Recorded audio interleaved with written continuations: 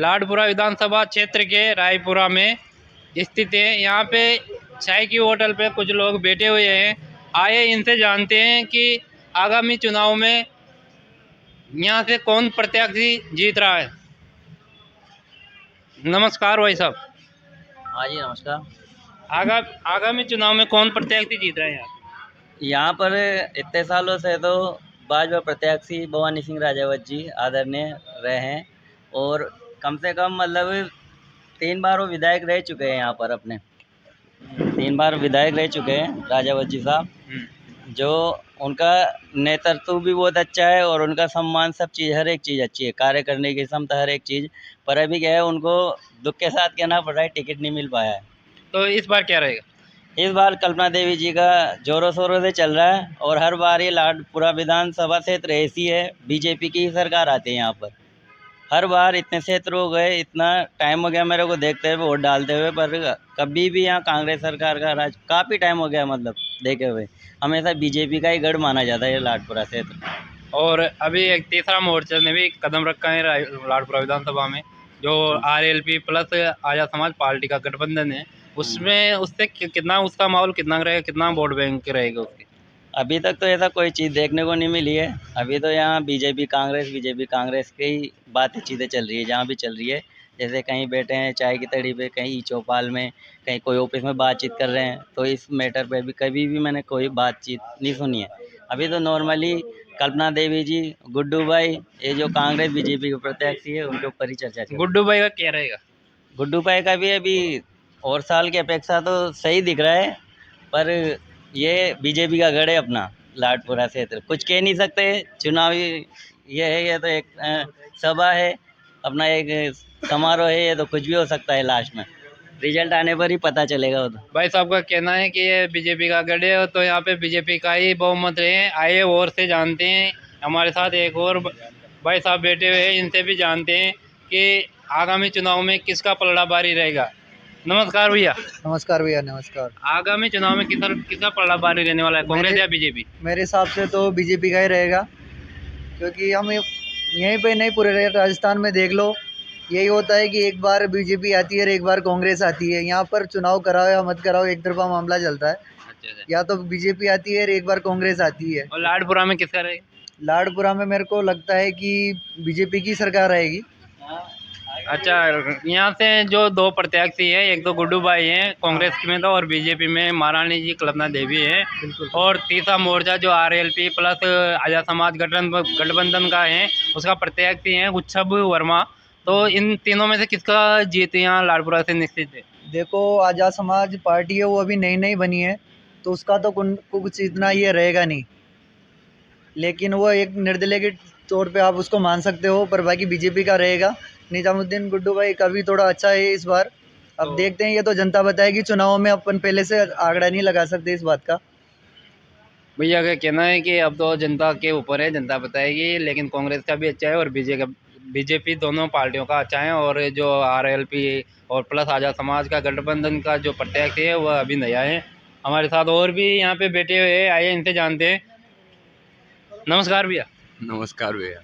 आप यहाँ लाडपुरा लोकल विधानसभा क्षेत्र में स्टेशन से हूँ। अच्छा, स्टेशन से। हाँ। तो आपको क्या लग रहा है इस बार किसका पलड़ा भारी चल रहा है, कांग्रेस या बीजेपी या फिर गठबंधन अनुमान बेनीवाल वाले?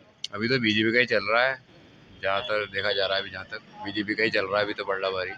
लेकिन यार ये है कि बीजेपी कुछ कर रही है ना कांग्रेस कुछ कर रही है। ठीक है, बेरोजगारी इतनी छा रही है, जवान यूथ पीढ़ी को आगे नहीं बढ़ाया जा रहा। देखा जाए इस चीज़ यूथ पीढ़ी की कोई ध्यान नहीं, फोकस नहीं कर रहा उस चीज़ पर। आदमी बस अपने ये देख रहा है कि मैं जीत जाऊँ, कुर्सी की लड़ाई चल रही है यहाँ पे। तो कुर्सी की चल रही है, लेकिन जनता किसको ज़्यादा पसंद कर रही है? अभी तीसरा विकल्प भी इस बार लाडपुरा विधान तो उसको ना भाई साहब की जो जनता के लिए कुछ कर रहा है। नहीं, अभी इस बार तीसरा मोर्चा ने भी पैर रखा है, जो हनुमान बेनीवाल और प्लस आजाद समाज पार्टी गठबंधन से चुनाव लड़ रही है लाडपुरा में। इसका क्या रहेगा?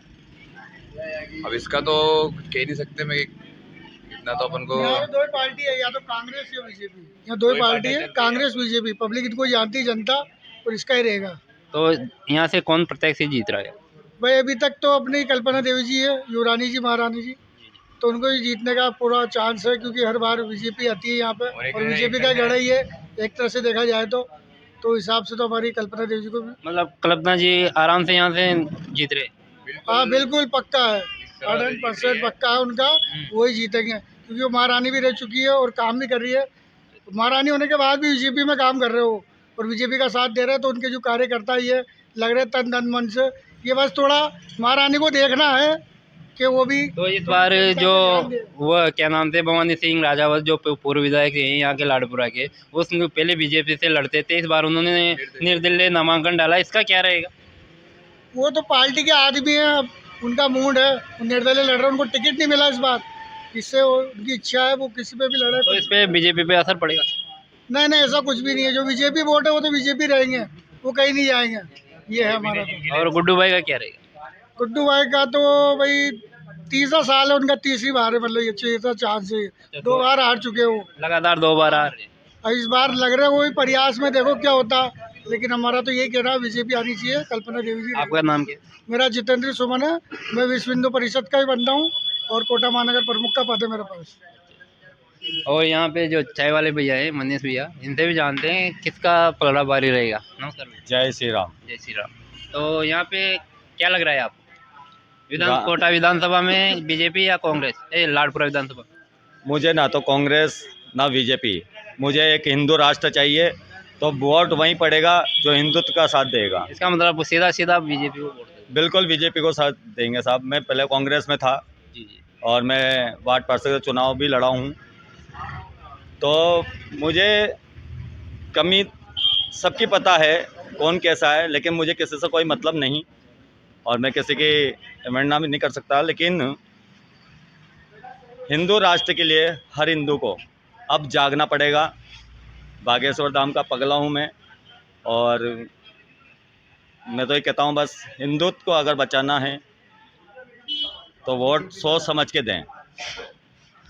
भैया का कहना है कि मैं तो ना कांग्रेस ना बीजेपी, लेकिन इनका सीधा सीधा इशारा बीजेपी की तरफ है, हिंदू राष्ट्र का मतलब। और ये बागेश्वर के बाबा, हिंदू राष्ट्र जो बागेश्वर बाबा हैं, उनके खास भक्त हैं। हमारे साथ और भी हैं, इनसे भी जानते हैं इनको कौन सा मतलब कौन उम्मीदवार अच्छा लगता है। नमस्कार अंकल जी। नमस्कार। आपको इस बार क्या लग रहा है, कांग्रेस बीजेपी? कांग्रेस ही आओगी। कांग्रेस ही आएगी। कांग्रेस ने क्यों आएगी, इसका कुछ रीजन? रिजल्ट है ना, भगवान सिंह जी 3 बार विधायक रह गया, कल्पना देवी जी रह गया, काई काम हो यहाँ रायपुरा। काम नहीं हुआ।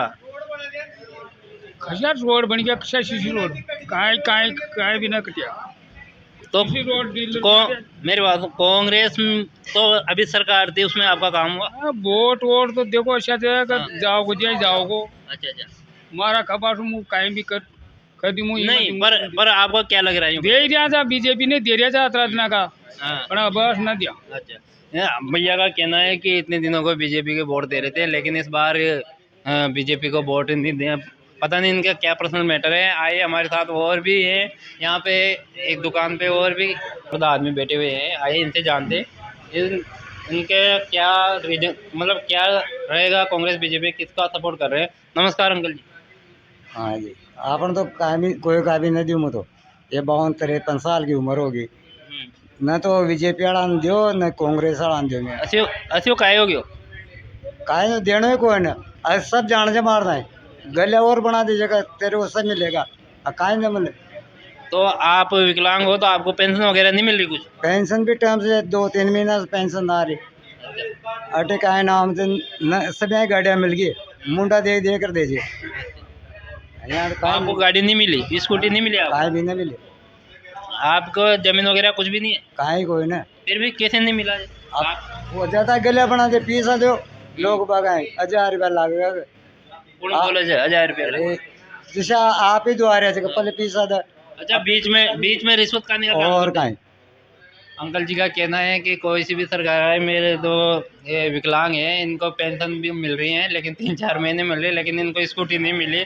बोल रहे हैं कि किसी के पास जाते हैं तो बीच में पैसे खाने का काम करता है, 1000 रुपये दो मेरे को। अब यहाँ दुकान वाले भैया आइए, इनसे भी जानते हैं क्या रहेगा इस बार। नमस्कार भैया।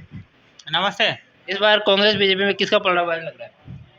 इसमें वैसे तो बीजेपी का ही पलड़ा भारी लग रहा है, क्योंकि कांग्रेस ने भी काम तो अच्छा किया है, बट उन्होंने युवाओं के साथ एक नाइंसाफ़ी की है कि जितनी भी वैकेंसी आई उनको सबको रद्द कर दिया, जिससे कहीं ना कहीं युवा वर्ग का बहुत बड़ा नुकसान हुआ है। उनकी तैयारी थी 4-4 5-5 साल की, और अभी जिनके परीक्षाएं होने वाली थी, जिनके इंटरव्यू होने वाले थे, वो भी रुक गए। तो कहीं ना कहीं युवा वर्ग का एक बहुत बड़ा भाग है जो नाराज़ है।